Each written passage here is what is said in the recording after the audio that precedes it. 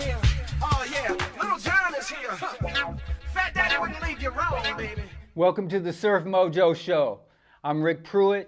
We have a special edition. It's a musical spotlight today. We have a pioneer and innovator of house music, one of the original creators from Chicago. He's house music royalty. Welcome to the show, MIK'KHI'EL. What's up, brother? How you doing, man? Bam. It's really good to be here. Long anticipated, much wanted. I really want to tell some of the story of what house music is and how it came out of some negativities and some feelings of oppression. WBBM News Time, 9:18. Time for Brad Palmer Sport. Many of the fans are scattering off the field now when they sight the police. And many SOC security members are joining the police, which are now about 40 or 50, and they're slowly, now rapidly walking out the center field where the fire is burning. The fans are now streaming off the field in great numbers, and I doubt if very few will be left to confront the police as they come in helmets and nightstick gear. That was the scene between games of a doubleheader at Comiskey Park last night as White Sox owner Bill Veeck went a promotion too far. It was billed as Disco Demolition Night. A rock disc jockey came up with the idea of blowing up disco records as part of his self-serving campaign against disco. Steve Dahl never accepted the responsibility of what he had done. He had called fire literally in a stadium. This event had records in those trash drums, and they blew them up on the Comiskey Park field. And it was a double hitter. They couldn't even play the second game. It was heat in the street, for real. I really want to share with you a culture that I was in the epicenter of the development of. It's now called house music, but when it was forming, it was called black punk. The punk out parties, that's what we used to call it. House music is a derivative, a child of disco music. So it makes it doubly hard because the music that came before it had an all-out war fought against it. And other places in the United States, people ran and hid, and they were ashamed of disco music. There was a DJ in the city of Chicago who hated the fact that Disco DAI was taking away listeners from rock and roll radio stations, and particularly The Loop, where Steve Dahl was a star. When I say to you that disco integrated the dance floor, it integrated the world. For the white community, it was seen as a threat. A radio station was seen as a threat because they work on numbers, and advertising is based on how many people you got listening to your show. When you think of disco, you have to think of rhythm, timing, and how it makes you feel. When they were bringing records in to destroy for the disco demolition, a lot of them, they weren't even disco records. If they weren't black records, they were records sang or performed by gay artists. I knew what the records were. I knew that people didn't like gay people. I knew that people didn't like black people. I'm from the south side of Chicago. That's pretty evident. Martin Luther King said he had never been anywhere as horrific as Chicago, Illinois. There was a lot of tension in the air. You know, you could hear it, little nasty things being said on the radio, and the weeks building up to that. It didn't seem like a joke. So you're talking about the rock radio stations. The were rock kind of radio stations saying... being negative against the disco. Absolutely. Yeah. And it seemed racial. It did not seem like we don't like your music. It seemed like we don't like you. Music in America is more race-based because in a lot of different countries, it's not, this is black music, this is white music. It's music, you know, and you program it through rhythms and tempos. Even today, there are different kinds of music, different segments of entertainment that people don't understand.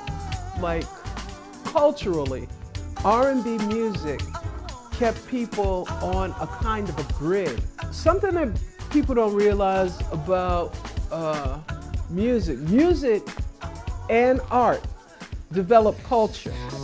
But for those people who were from Chicago, after they heard a battle cry coming against dance music, they were like, that's not us. We're ignoring that. And they still played their music and they innovated it. They took it to new levels. We were just kids.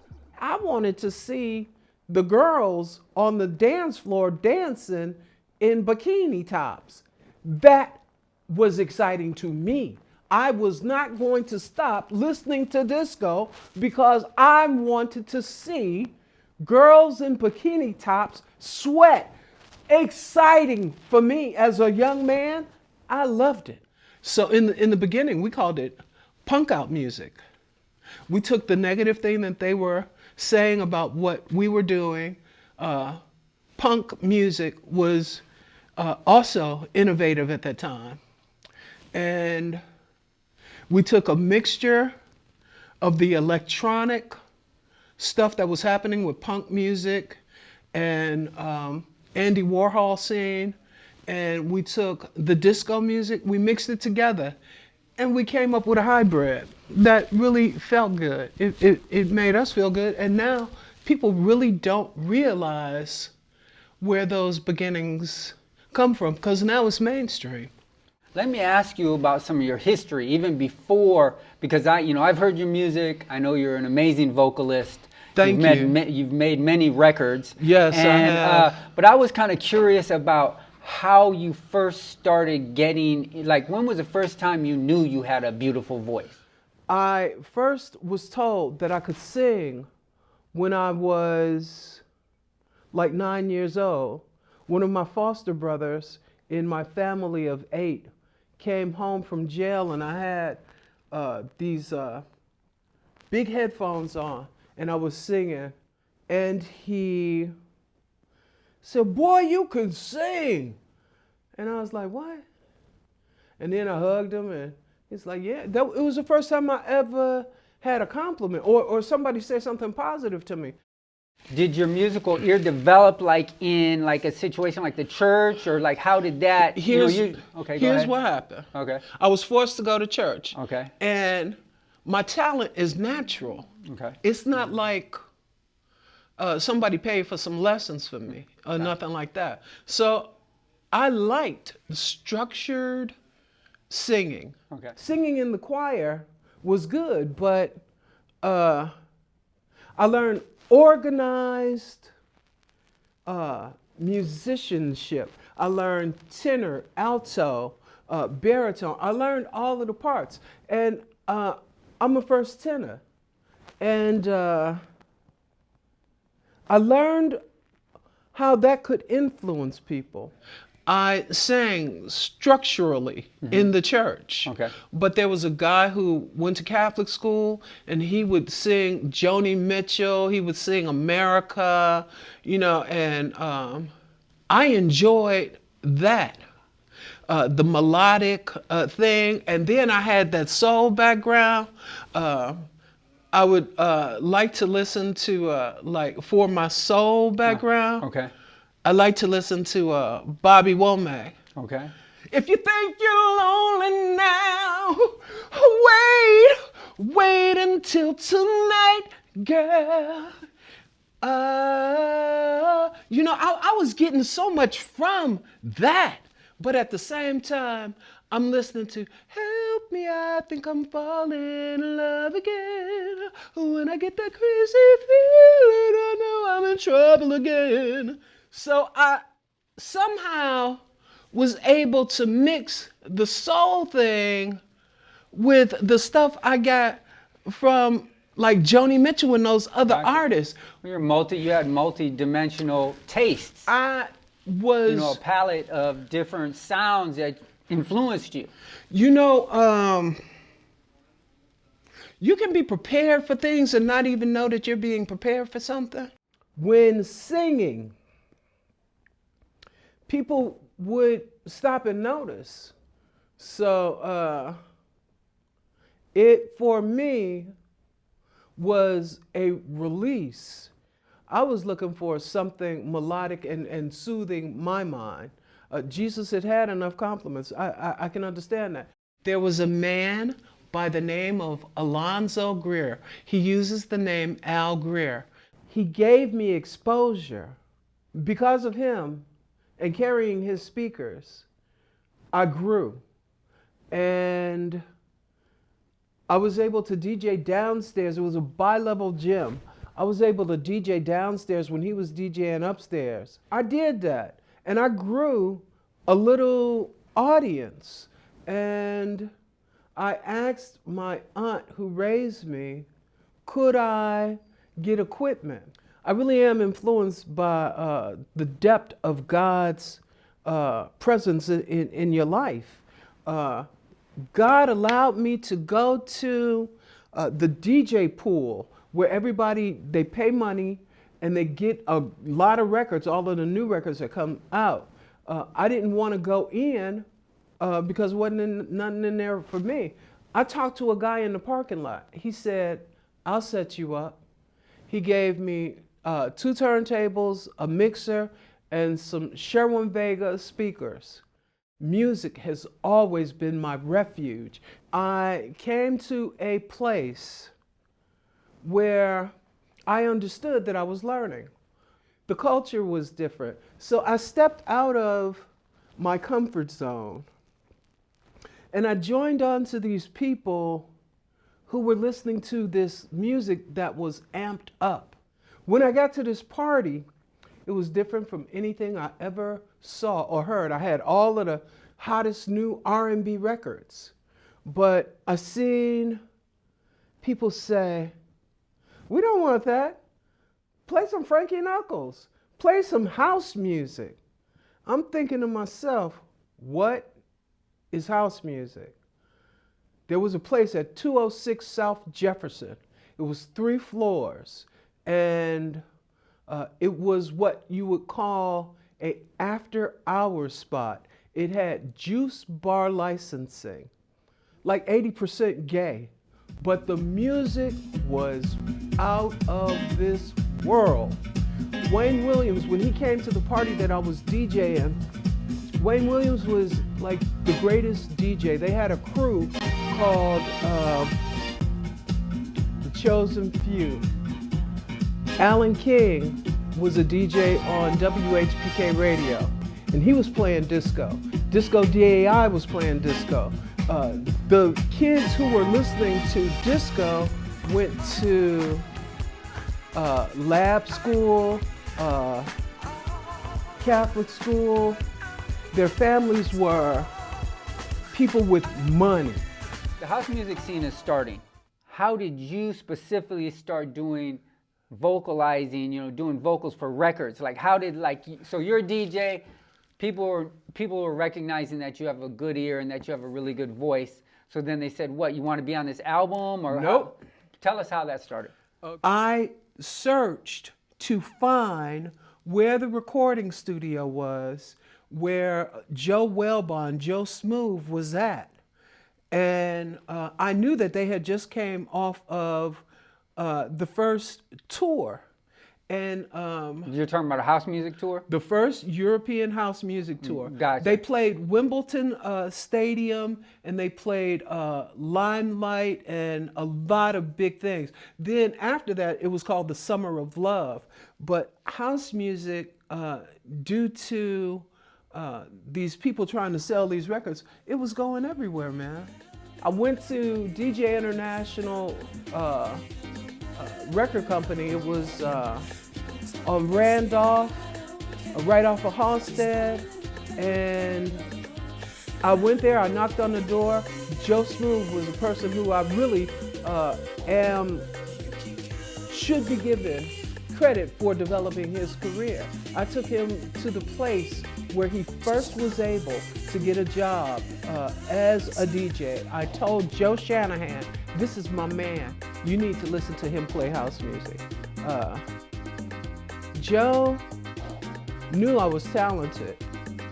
And I said, Joe, put me on one of these records. And actually, this is the one that we did.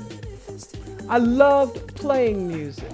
I loved singing, but I never could imagine that one day I would have the opportunity to sing and somebody would listen to me. I used to write out all of the flyers for the parties, and it would say, coordinator, Mike Benson. And I know I'm MIK'KHI'EL now, but Mike Benson was pretty hot in that time. The first time I was ever mentioned in a magazine, it was called the Record Mirror magazine out of London. And they said my voice was like Smokey Robinson and Eddie Kendricks.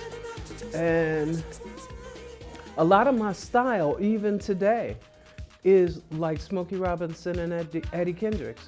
A couple of weeks ago, my buddy, Adonis, who is also known as the Buddha of acid house music. You can look him up on Bandcamp. He's made records that are impressing people even still today. That his influence on the music industry is a big deal. Tell us about his house music production skills. He was far above everybody else. There's a music called acid house, and he is called the acid Buddha, the young man sitting Acid next Buddha. to. Yeah. So Adonis Smith is better known, or AKA the Acid Buddha. Right. And you can go check that out on some of the social media channels. Absolutely. So he said, Mike, you know your record is on eBay. I said, eBay? I got the record in the mail. And the man who built all of these young kids out of lots and lots of money, like their futures, their careers, he goes to court a lot. The sad part about it is we as artists, we came into it with nothing but love. And many of us had never read the book, The Music Business. Now, Rocky Jones was taking people, to different countries, and he was getting all of these licensing deals. He was the leader of house music as far as the recording thing. He had never been to the warehouse. We called Joe Smooth. He said, I did that record. Joe didn't do that record. That was my record. Joe stole my music from me. He stole my publishing along with Rocky. I still today have never received one dime. This was a very big record. You would not believe the stories I have to tell you. I can tell you that I was in a Janet Jackson record. They did a remix and they put my first record into that record. I didn't even know the record had been pressed.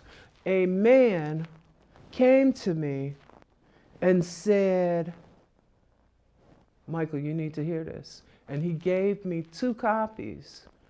In the state of the world today, people da da da da da da. it was called the Rhythm Nation record, the A&M record label. There was a man who called, whose name is David Marcusa.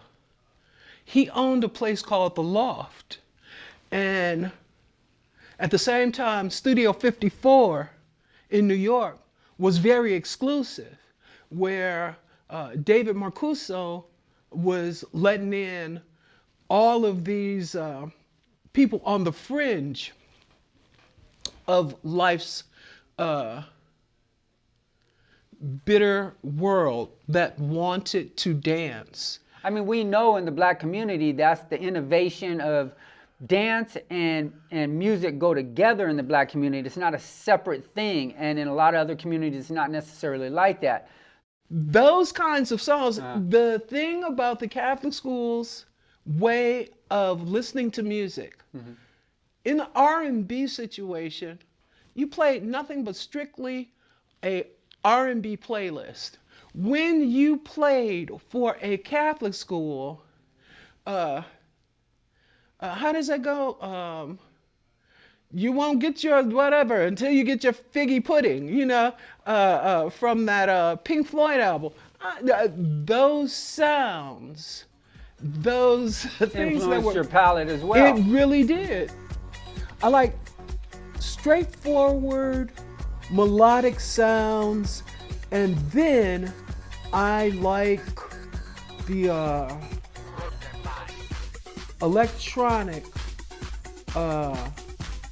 remixes. Historically, my favorite artist was MIK'KHI'EL and the Coconuts, and I think I would say that because of his vocals, his interpretations of what dance was, and when you look at what disco was, it was really always upbeat. It was always interesting. It was for me to see, like, when I listen to music right now, I know that music and art guides culture. When you listen to music that has great negativity, you have to understand that that negativity is going to be reproduced in people's daily lives.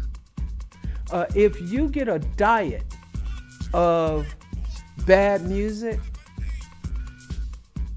and young people are listening to it, you're creating a bad society. The people who pay the young people to use N-word or to call a woman a derogatory name, those people would never allow that to happen in their communities, but they will pay you large sums so that you could disparage your community and have this feeling of outrage when you see somebody that looks like you. At what point in time did like house music start to fade off a little bit? I think everything is house music. Okay. The #1 selling album right now is Beyonce's album, and it's really called a house music album. If you go to a record store or Spotify or whatever, they're going to look for the dance music mix. Yeah. And the dance music mix is, the reason that they call it a dance, it's a house music mix, but they don't want to give the dance music community Credit. that credit. We're here to show the history and the roots, and a lot of the roots often come out of the struggle and adversity. And so, you know, when I met you and you started telling me a little bit about your story, I was like, hey, you know, it'd be an honor to have you on this show, and that's why I'm calling you house music royalty. And I'm sure there's a bunch of people. The honor is mine. The honor is mine. I'm Really, sure there's it a bunch is. of people that are going to see this show and go, man, I remember jamming to that track back in the day. That's that dude who was hooking it up. What is going on with you now? Like, what are you doing now? Where are you going with Where your I career am now? currently in music, I am doing some exploration of different sounds adapted to dance music beats. Because if you really understand, Benny Goodman's sing, sing, da da da da da da da da da, that was done in the 1940s. But if you go to a house music event, you're gonna hear sing, sing. I'm Bessie Smith. Bessie Smith was from the 40s, but Ron Hardy did a remix of the Bessie Smith thing and did made it crazy. It's a really great record. Can you comment on some of the great house music songs of all time? Like, so the audience knows, like, if I wanted to go listen to some of this stuff, can you just name off some of the songs? Blue Six, Lisa Shaw, JJ, and my all-time favorite music comes from this man whose name is David Harness, out of San Francisco. This is just a humble plug. Okay?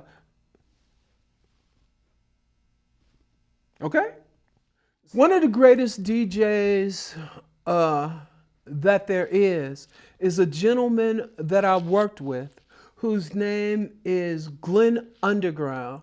Right now, just Patrick Adams, the Masters of Ceremony, Boo Williams, MIK'KHI'EL in the house, great vocalist, Thank you, man. Thank Fat you. Daddy in the place. Yeah.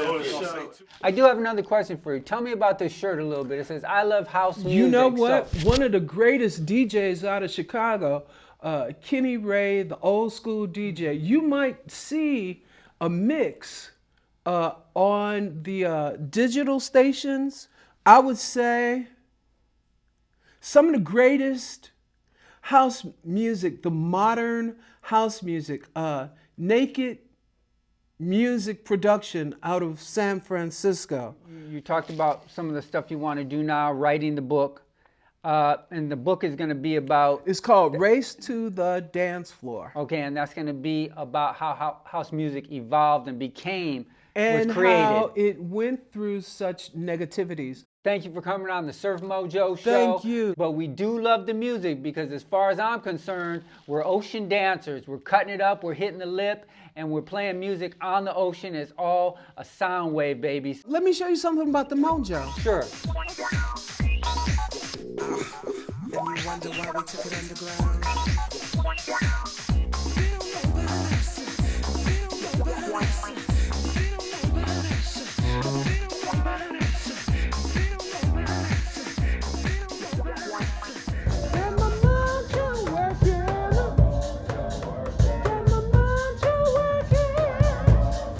I got my mojo working, buddy. I got my mojo working, buddy. Just one work on me.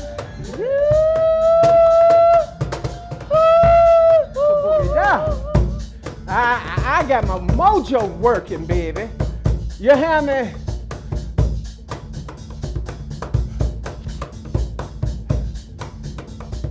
Oh yeah, that's the mojo, baby.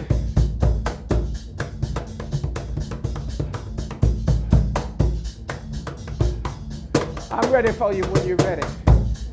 You see what I'm saying?